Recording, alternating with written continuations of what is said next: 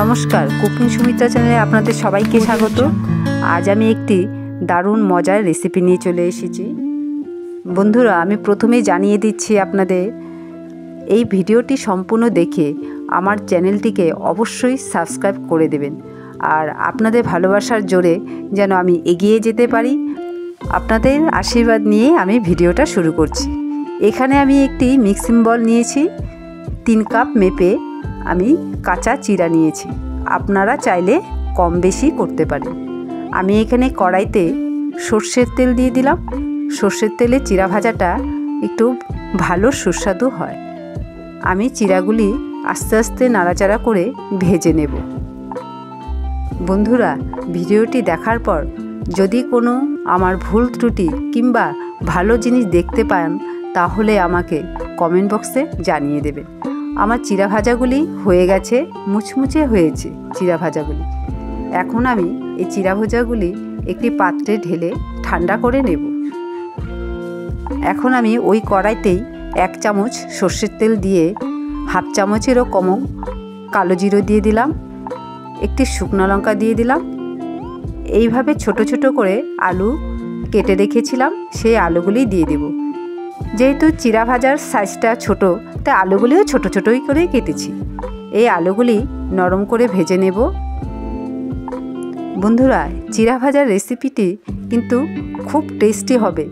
আগের থেকেই বলছি, আমার ভিডিওটি সম্পূর্ণ দেখবেন।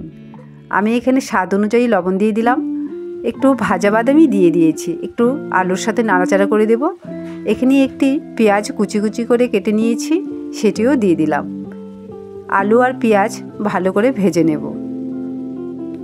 বন্ধুরা, আশা করছি আপনাদের এই রেসিপিটা দেখতে খুবই ভালো লাগবে। খেতে কিন্তু খুবই টেস্টি, মুচমুচে। সন্ধ্যার টিফিন চা দিয়ে একসাথে আড্ডা দিয়ে বসে জমে যাবে। এখানে আমি একটু অল্প আদা কুচি দিয়ে দিলাম, একটু ভালো করে নাড়াচাড়া করে দেব। ভাজা ভাজা হয়ে গেছে আমার আলু পেঁয়াজগুলি। সেই আগের চিরাগুলি দিয়ে দিব। এগুলো আলু পেঁয়াজের সাথে ভালো করে নাড়াচাড়া করে চিরার সাথে মিশিয়ে নেব। বন্ধুরা, আমার চ্যানেলটিকে একটি লাইক করতে ভুলবেন না কিন্তু। এখানে আমি অল্প শুকনো লঙ্কার গুঁড়ো দিয়ে দিলাম। আপনারা চাইলে গোলমরিচের গুঁড়াও দিতে পারেন।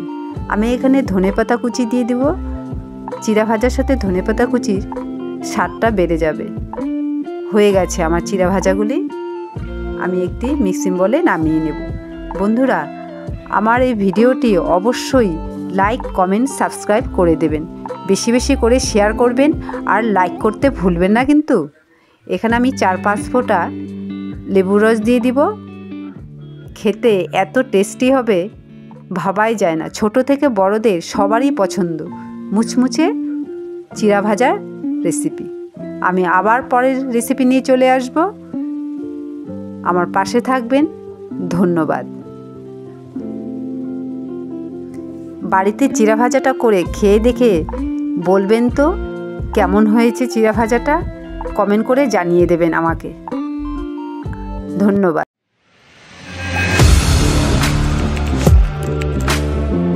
Audio Jungle.